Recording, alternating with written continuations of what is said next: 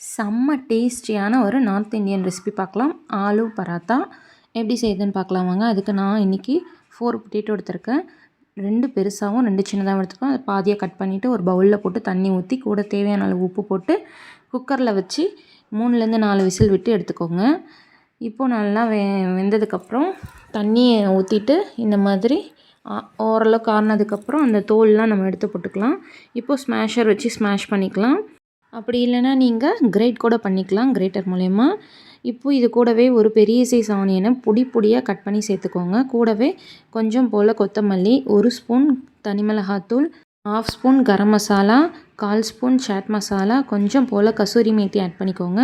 அப்புறம் ஒரு 1/2 ஸ்பூன் ஜீரகம், 1/2 ஸ்பூன் மஞ்சத்தூள், கூடவே தேவையான அளவு சால்ட் இதெல்லாம் சேர்த்துட்டு நல்லா மிக்ஸ் பண்ணி எடுத்துக்கலாம். கை வச்சு நல்லா மிக்ஸ் பண்ணிக்கோங்க. இப்போ பாருங்கள், நமக்கு ஸ்டஃபிங் ரெடி ஆகிடுச்சு.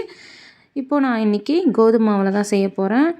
இப்போ நம்ம நார்மலாக எப்போவுமே சப்பாத்தி செய்வோம் இல்லையா, அந்த மாதிரி செஞ்சுக்கோங்க. ரொம்ப மெலிசாக தீத்துறாதீங்க. இந்த அளவுக்கு கொஞ்சம் மொத்தமாக இருக்கணும். அப்போ தான் நம்ம ஸ்டஃபிங் வச்சு செய்கிறதுக்கு ஈஸியாக இருக்கும். இப்போ நமக்கு நடுவில் ஸ்டஃபிங் வச்சிடலாம். இந்த மாதிரி வச்சுட்டு நான் வீடியோவில் காமிக்கிற மாதிரி மடித்து எடுத்துக்கோங்க.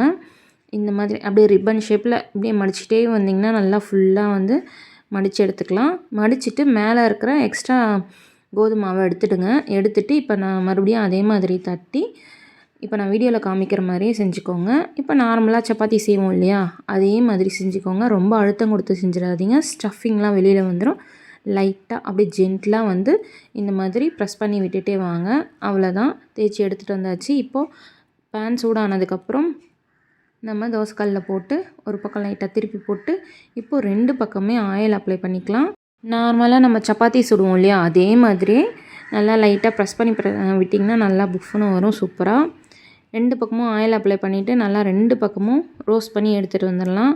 அவ்வளோதான், நம்மளோட ஆலு பராத்தா ரெடி ஆகிடுச்சு.